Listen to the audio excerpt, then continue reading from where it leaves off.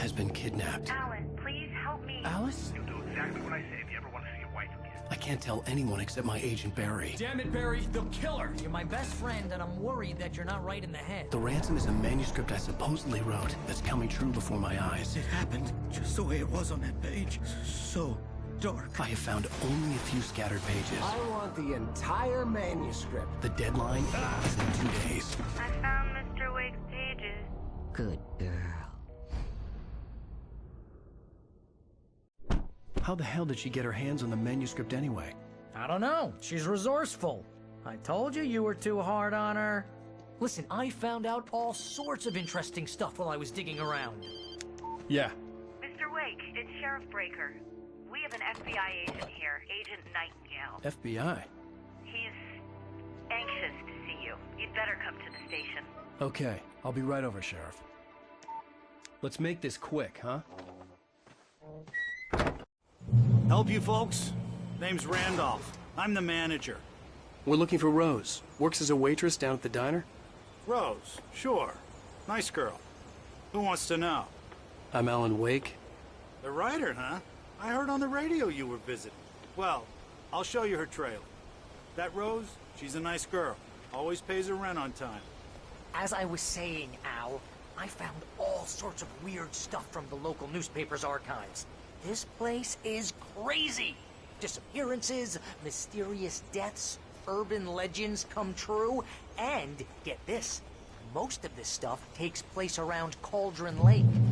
Well, you ain't wrong, mister. The Indians thought the lake was a doorway to the underworld.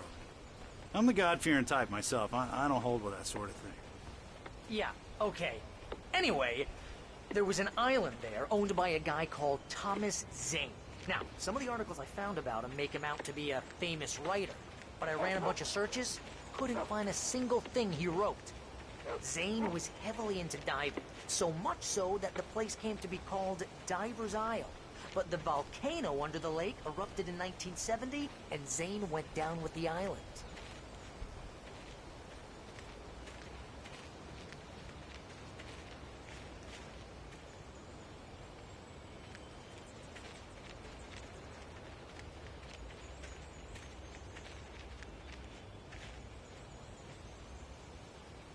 It gets better. A local girl, Barbara Jagger, drowned in Cauldron Lake just a week earlier. They were lovers. Sure, Jagger's a local spook story. The Scratching Hag. Comes for you in the dark. Childish stuff like that. Anyway, Al, I'm just getting to the best part. All of the articles about this stuff were written by Cynthia Weaver. I asked around, and she's that crazy bag lady you met. What, the lamp lady? She can be a little loopy, but she's not homeless or anything. Yeah, anyway, she knew both Jagger and Zane before they both died, and she had some kind of a breakdown.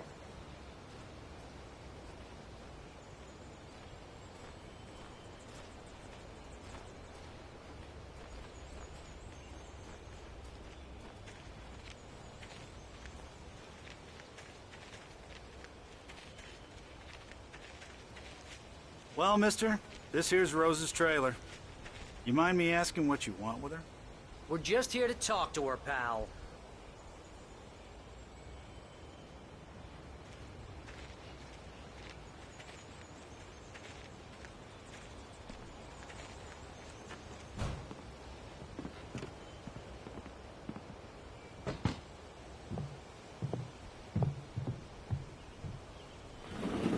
Welcome to... Oh dear, Mr. Wake. I'm so glad you're here. Rose, you have my manuscript? Oh. Oh yes. Yes.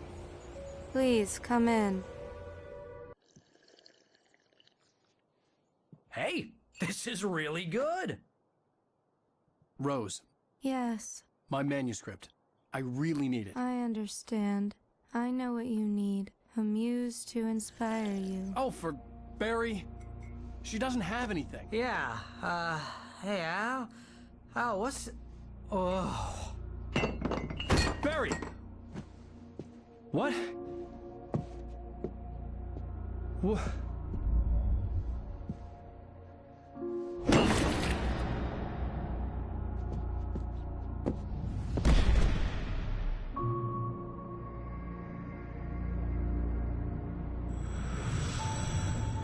coming for you, hiding in my barber's skin. I'm too weak to stop it. You must turn the lights on. I promised I'd come visit you and your lovely wife. You must finish what you started. I insist. You must turn the lights on. Turn the light on. Back to work, boy.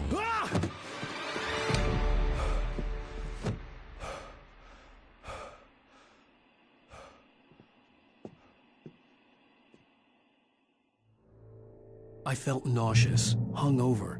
Only anger kept me going. I can't tell reality from dream anymore, but it seems I have an imaginary editor to help me. She's an old woman in a funeral dress. I call her Barbara Jagger. She's very strict. I'm writing faster and faster. My manuscript is being heavily revised. The edits are getting very aggressive, and each day there's less of me and more of her. I hate it, but I know she's right. She promises me I can save Alice this way. She knows more of this than I do. About the complex incantation I'm attempting. About this place.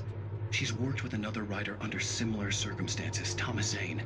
The genre of the story seems to be shifting. It's turning into a horror story. I'm getting close. I can feel it.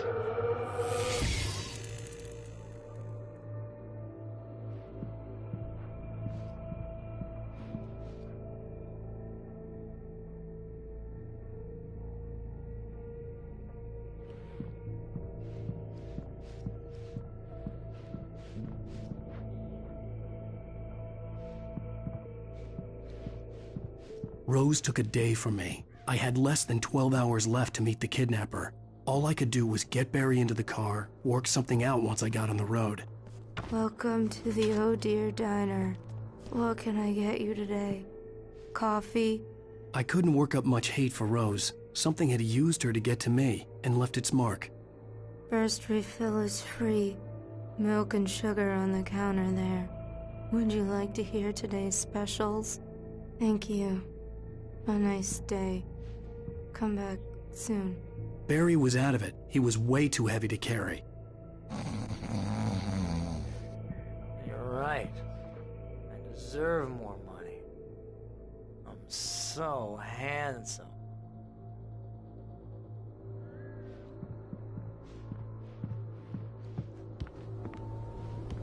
My gun and flashlight were gone. I'd have to find a way to get Barry into the car as quickly as possible. There was no time to waste. Mr. Randolph liked Rose. That little smile she had. How she was still sweet when life had tried so hard to make her bitter. It wasn't any of his business what she did in her trailer. But those strangers, the writer and his smart-ass sidekick, looked like trouble. And they'd been in there for hours, way past her normal bedtime. He reached for the phone and called the sheriff's station.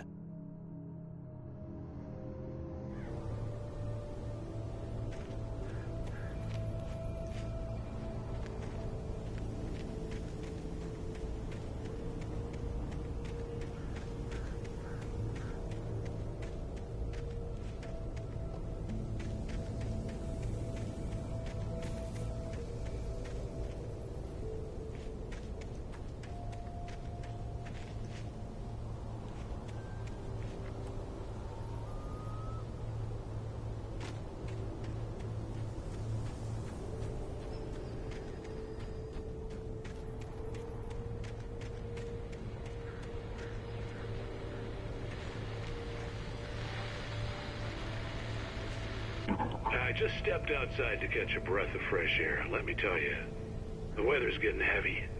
Nights like this make me especially glad I'm here talking to you and not home in bed. Once the weather takes a turn like this, I can't sleep at all. It's all tangled bed sheets and dark thoughts, punctuated by the occasional plunge into nightmare. Is it just me? Well, perhaps it is. But I hope I can make the night a little bit easier to get through. Caller, you're on KBF FM. Hey, hi, it's Walt Snyder. What's on your mind, Walt? Well, I ain't the way you are, but, well, I can't sleep either, you know? I just been staring out the window here, trying to make sense of it all, but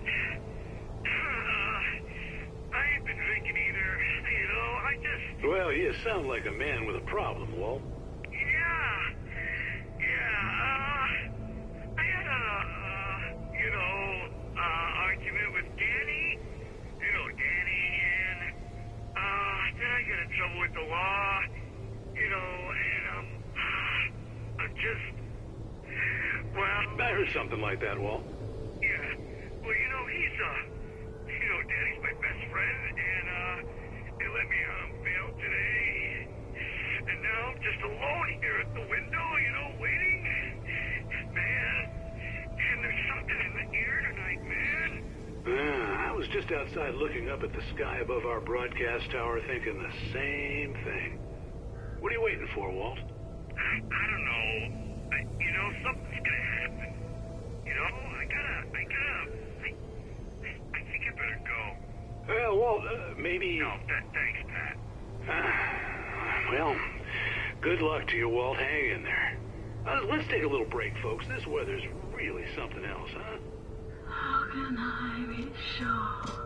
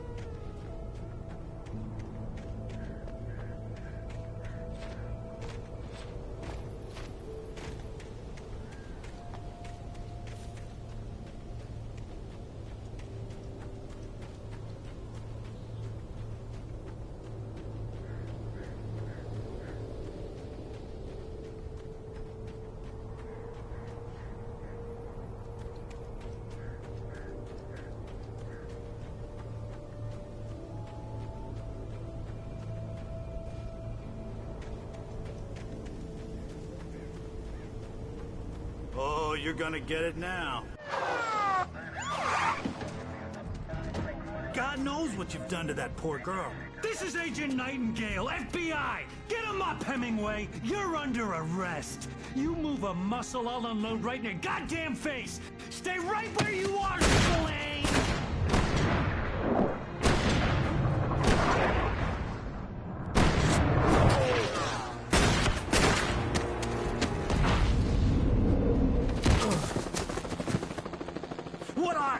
I'm standing right here, you goddamn maniac!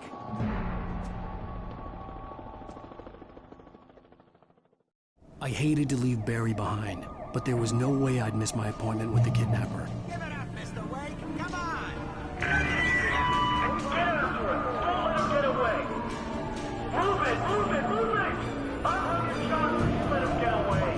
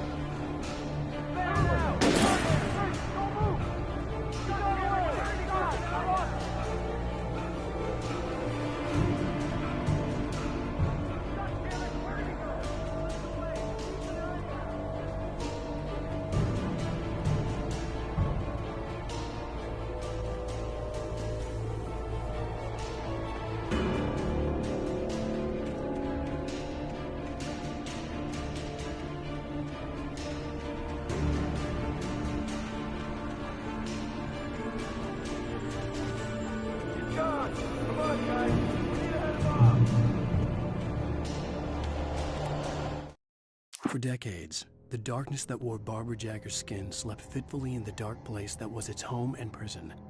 It was hungry and in pain. It dreamed of its nights of glory when the poet's writing had called it from the depths and given it a brief, terrible taste of power and freedom.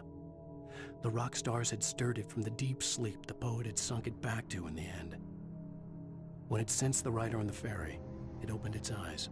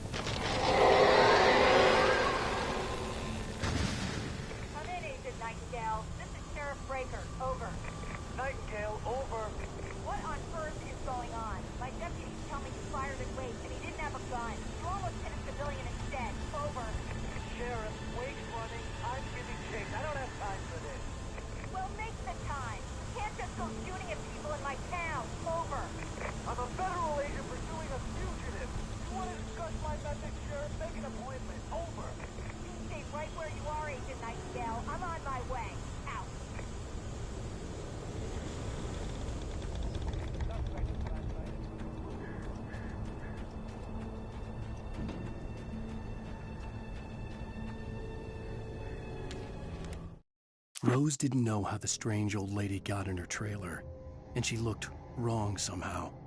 The woman showed her teeth in an approximation of a smile and traced a finger down Rose's cheek. "Pretty girl," she said. Rose felt as if she was falling asleep, but her knees didn't buckle. The crone spoke in a whisper, her words ice cold and dark in Rose's ear.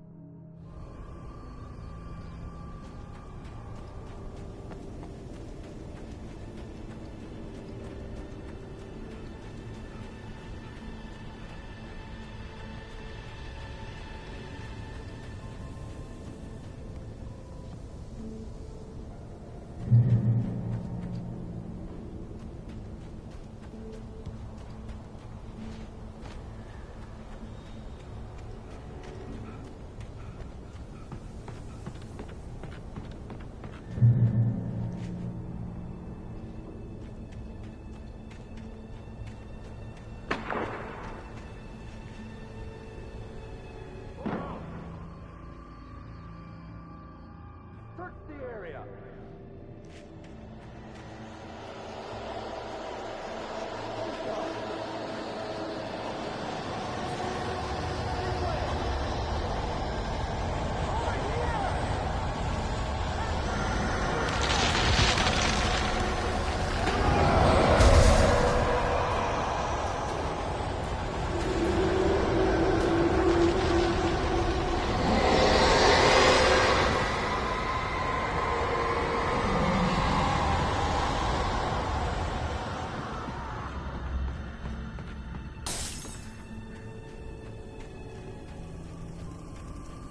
This horror was everywhere I went, circling me.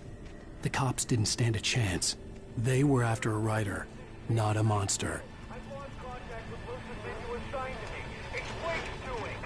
Wait, are you seriously telling me that geek writer just took out my deputies? Are you kidding? I mean, have you seen this guy? He wears a tweed jacket. Over. He's the guy we're chasing. If it's not him, who then? Bigfoot? Over. I don't know yet, but I'm not in the habit of jumping to conclusions. That tends to come back and bite you in the ass. Out.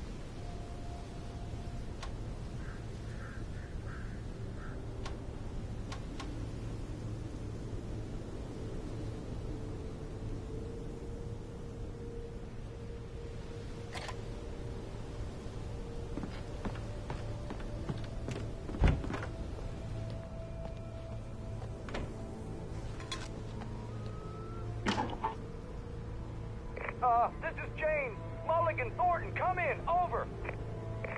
Thornton here. James, we got both Wheeler and Rose in custody. They didn't put up a fight or anything. But anyway, hey, Mulligan, what are you doing? Come on. Sit down and give me that. James, Mulligan here. Over. Go ahead, Mulligan. Over. We got Wheeler and Rose here. Wheeler's drunk or hopped up on something. Speaking of which, that Fed had a pretty distinctive whiff of Otis Scotch about him, you know what I mean? Over. I don't have anything on that, Deputy Mulligan. Over. Well, whatever. Anyway, Rose is just being plain weird here. You better get Doc in to take a look at both. Over. Gotcha. You better get them here quickly. The, Fed's gonna want to interview Wheeler. Over. Oh, yeah, I'll bet he does. Looks like they have a lot in common. Mulligan out.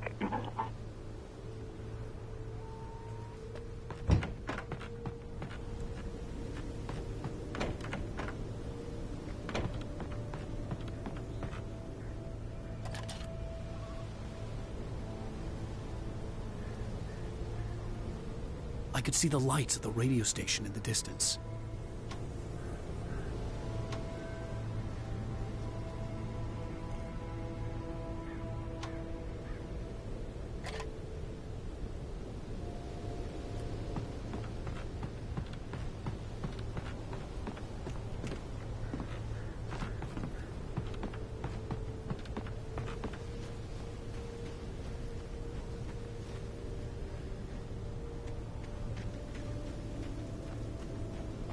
I imagined that the broadcast tower in the distance was part of the local radio station. Maine seemed like a decent guy. Perhaps he could give me directions to the coal mine.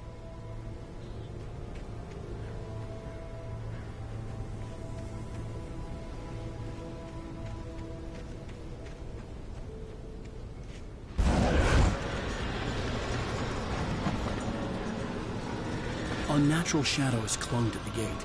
The darkness that was after me was trying to stop me. I wouldn't get through without a light.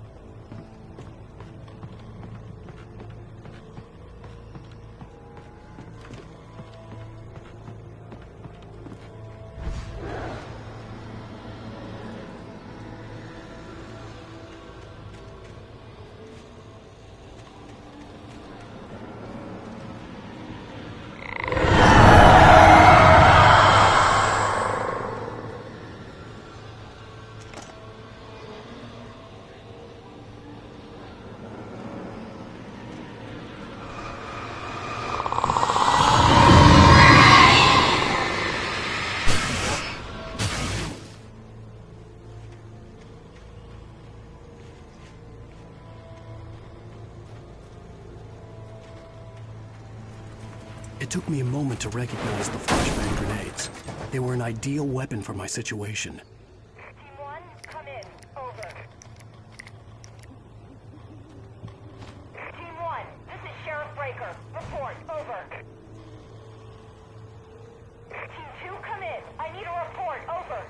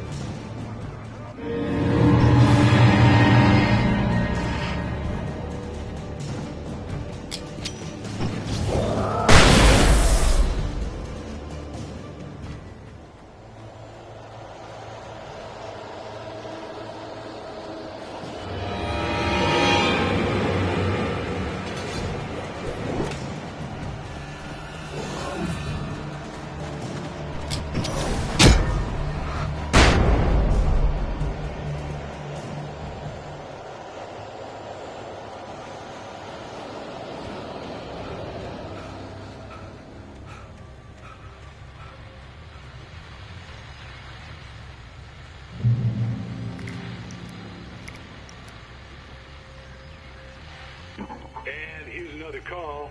You're on KBFFM with Pat Maine. It's Milt Peabody, Pat. What's on your mind, Milt? Well, I live near the trailer park, Pat, and there's a big ruckus going on over there. Well, that's just up the road from me, too. What's going on, do you know? I don't know, but there's a bunch of police cars there, lots of sirens, a helicopter buzzing around, and I think I heard some gunshots. Gunshots?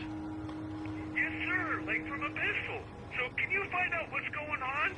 Because it's just next door and they're popping off guns there. They're still shooting? No, it was maybe 10, 15 minutes ago. It sounds serious, Pat. I'm telling you, it don't sound like no party. I'm certainly going to give the station a call, Milt. Okay. You'll hear it here as soon as I hear from them. Okay, thanks.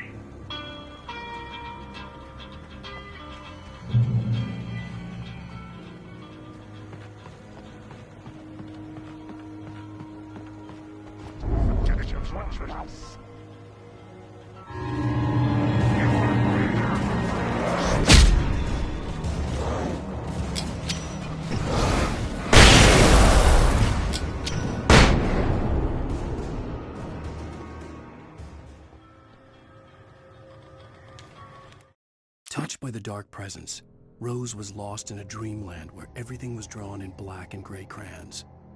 The old lady had promised her that all her wishes would come true. She would be Alan Wake's muse. She was smiling so hard it hurt her face. She crushed a bottle full of sleeping pills into the coffee. Deep down inside, she was screaming in terror.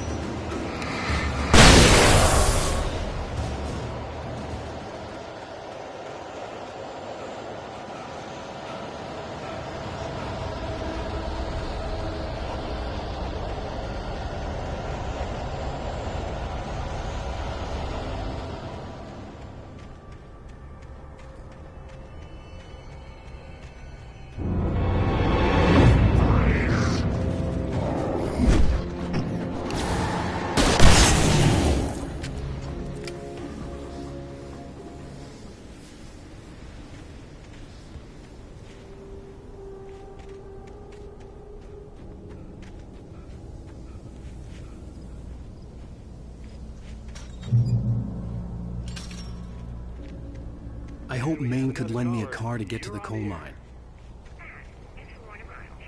Oh, why, hello, Lorna. What do you have for us?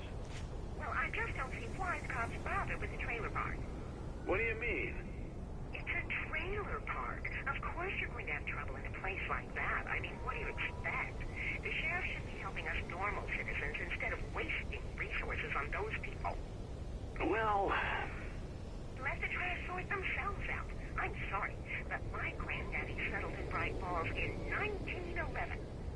Well, thank you very much for that compassionate viewpoint, Lorna. How can I be sure?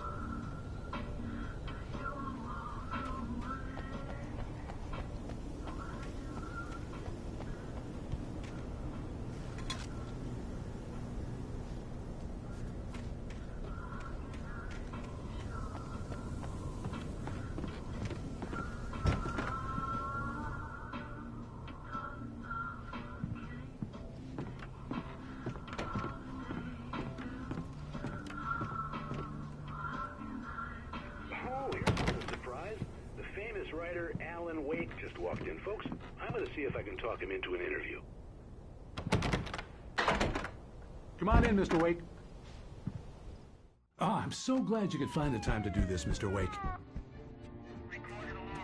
Nowhere to run now, Dan Brown. You back away from me. Don't hurt it. Whoa. Everyone calm down. Put the gun down. We're all friends here, right? Cool your jets, Nightingale. We got him. Judas Priest! What the hell's the matter with you? There's a civilian in there.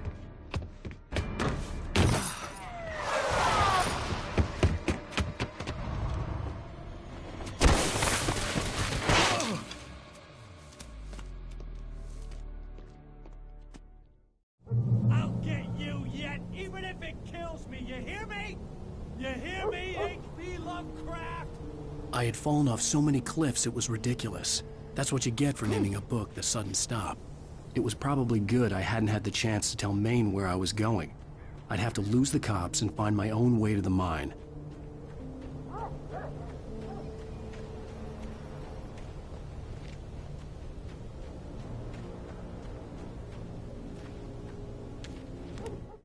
Nightingale stared through the broken studio window into the dark woods. He turned around, started to walk out, but Maine grabbed his arm. "Young man, you almost shot me. You don't shoot off rounds at people like that. What's the matter with you?" Nightingale shook his arm free, marched out. His cheeks burned with rage and humiliation.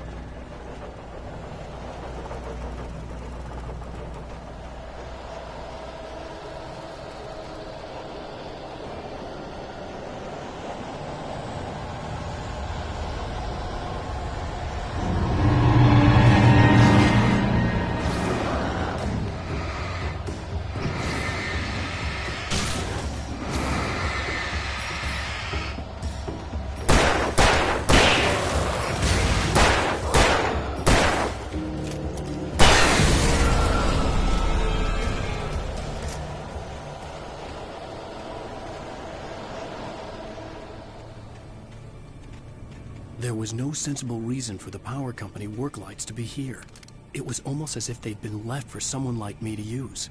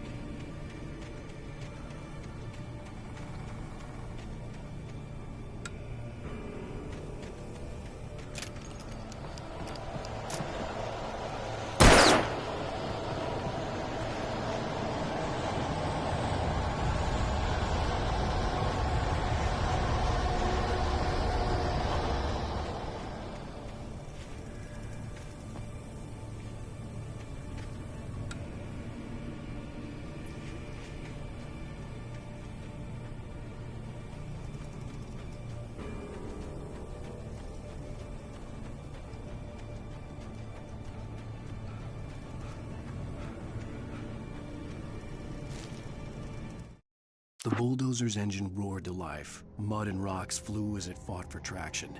It crashed through the concrete wall and landed heavily in the yard. If it were an animal, it would have shaken its head after the impact, fixed its eyes on me, and charged. Of course, it had no head, nor eyes. Shadows crawled on its form, twisting it into a monster. Then, it came for me.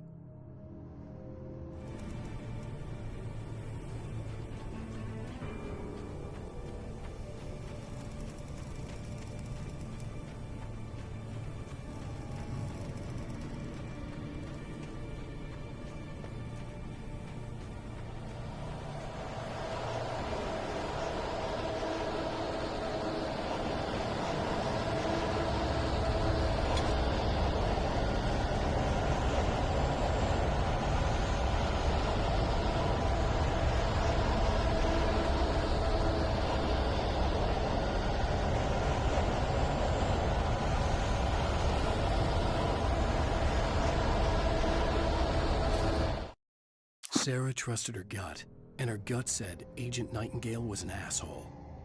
He felt wrong, and it wasn't just the smell of stale booze. It was in the way he flashed his badge, pulled rank, the look in his eyes when he wanted answers. Where was Alan Wake? What was this about an accident? Where was his wife?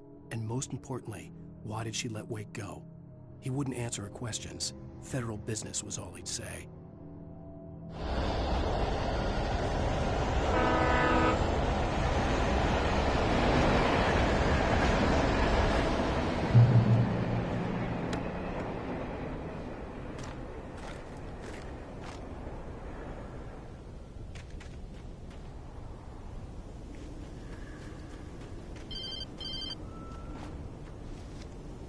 Hello? The most stubborn man I've ever met. Alice? Alice? Alan. I'm so afraid. Keeps me in the dark. Please help me. I look at you, Alan, and it's not you. Something else. Looking out from behind your eyes. Alice, I'm here. I'm so alone here. It's all gonna go to hell. You need to be careful. Cooperate. The connection had been terrible, but that wasn't the only thing that hadn't been right with the call.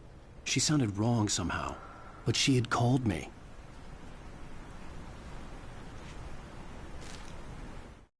The pipe wrenched itself loose from the bridge's steel framework. Wrapped in darkness, it floated in midair, twitching. For a moment, I didn't understand what I was looking at. The heavy object lurched at me with impossible force. I threw myself out of the way, but just barely. When I turned my flashlight on it, it shook in a dark rage before it flew at me again.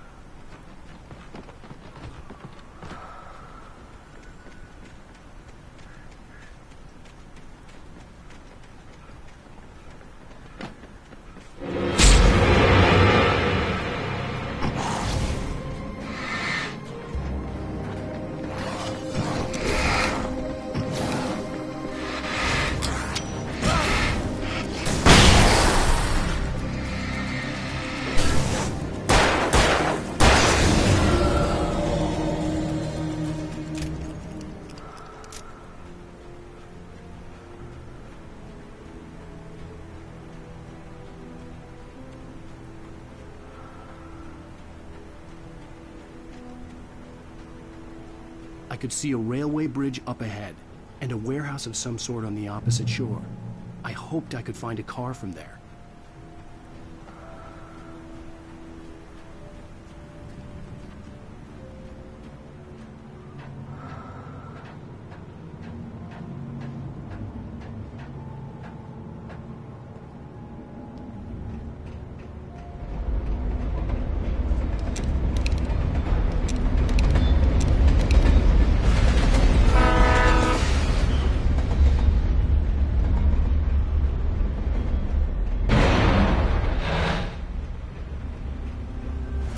darkness that was pursuing me was growing stronger, and it was taking over everything in its path.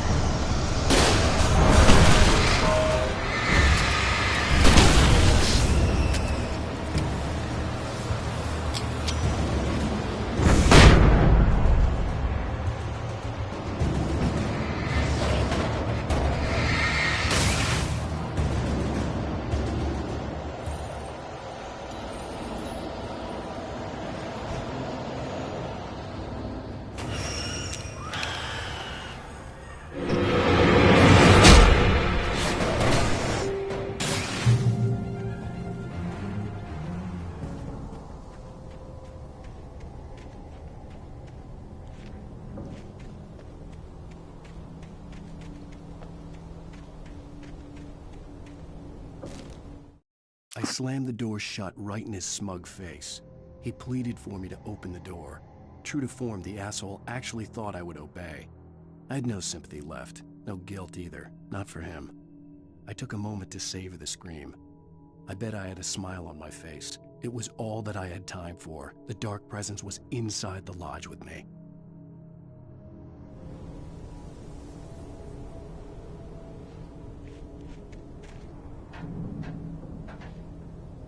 As a teenager, just starting to get interested in writing, Stephen King had been a source of inspiration to me. I thought about all the inanimate objects that had come to life in his books. No one is safe in a good horror story, certainly not the protagonist. That's what makes them fun. This was anything but. The darkness could possess anything, and it was getting closer.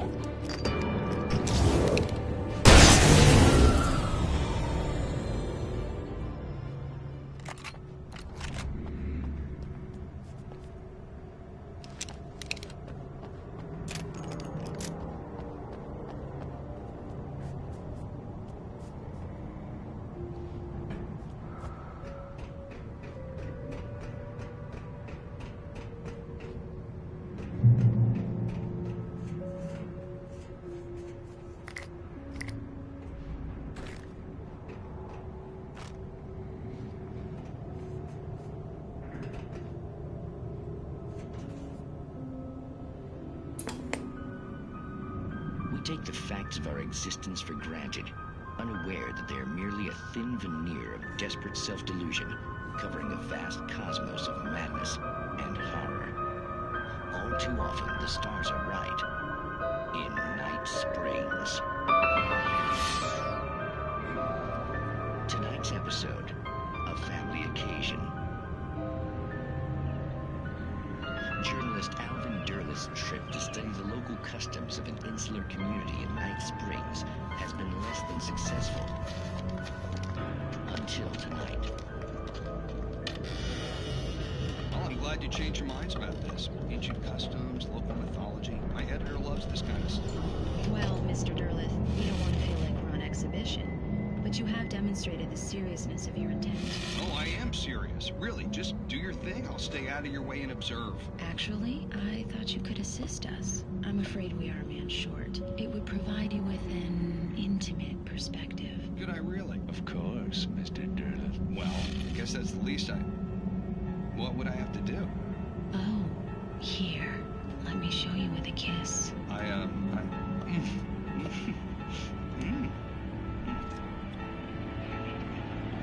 What did you have?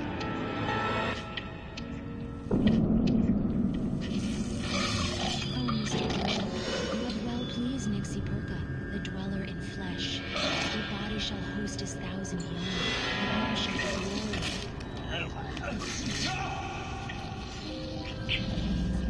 Shh, darling, be calm. Shh. Alvin Derleth learned a harsh lesson. If you go looking for mythology, it may come looking for you. And such quests always bear fruit. Night Springs.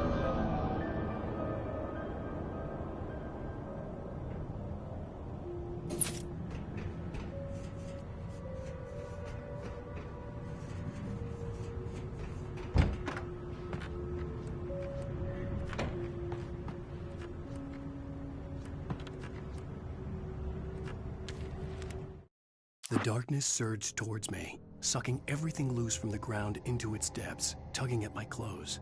I saw the flare the kidnapper had dropped and threw myself towards it just as I felt my feet leave the ground. The darkness embraced me with the force of a tornado. Somehow I managed to light the flare. The darkness roared and cast me away. I fell toward the dark waters of the lake far below.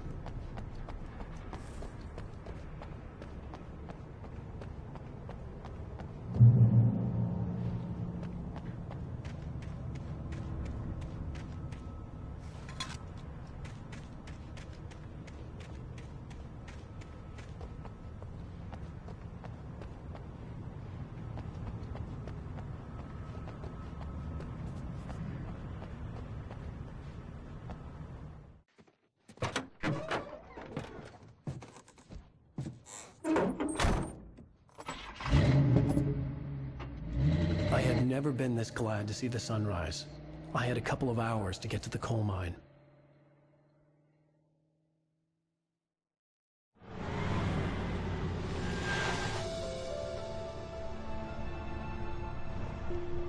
The coal mine wasn't far now.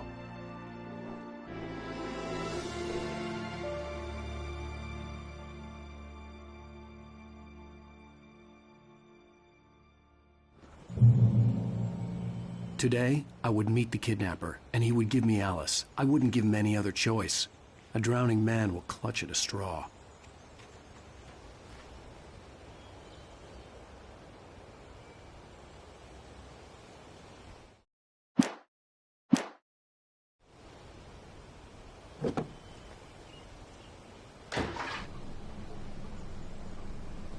Little by little, without realizing it, I'd come to believe that the story in the manuscript was coming true. The current of its narrative had taken me deeper and deeper into dark waters. Alice had been taken from me. Barry was probably in jail. I was a fugitive from the FBI. The whole world taken over by the Dark Presence was trying to destroy me. It all felt real, but it matched a textbook case of insanity.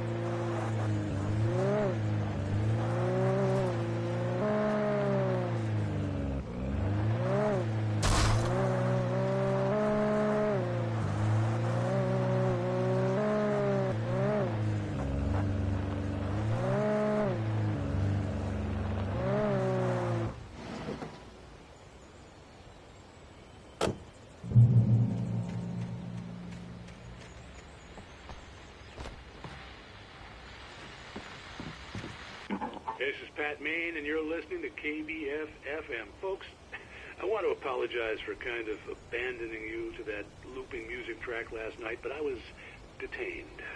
You see, I encountered a big-shot G-man with an itchy trigger finger who could use a lesson in manners and a boot in the ass. Not necessarily in that order either. Now, folks, I know I'm not being very informative here, and I apologize for that. I really should just keep quiet, but I'm just so peeved right now, because some people just shouldn't be carrying badges. I'm just glad that our Sheriff Breaker was there to straighten things out. And if someone I met last night is listening, let me just say, I'm sorry if my mouth got you in trouble. I'm pretty sure you're not the bad guy here. Godspeed, son. I hope you know what you're doing. Now, on a lighter note, I'll be talking to Dr. Nelson all morning. But first, a little music.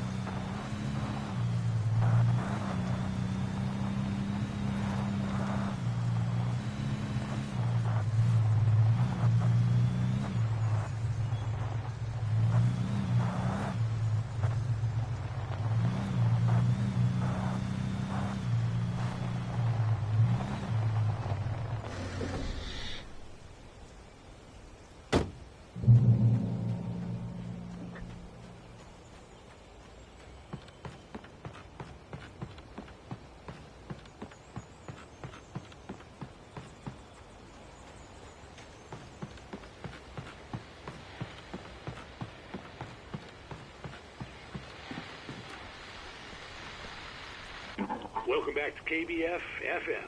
Hope you enjoyed that tune. Now, Doc, you were talking about life and finding that special someone, that soulmate. Well, you were talking about that. I was saying I don't buy it. Well, see, to me, that's strange, because I always pegged you as a hopeless romantic. You got me there, Pat. But I think love's where you look for it. And you need to do a lot of looking, sure. But the idea that there's that one special person out there for you, and if you miss that chance, it's gone forever, and you're forever incomplete. I mean, isn't that depressing? Or heck, childish even? There's plenty of fish in the sea. And apparently a fisherman has a fishing analogy for everything, but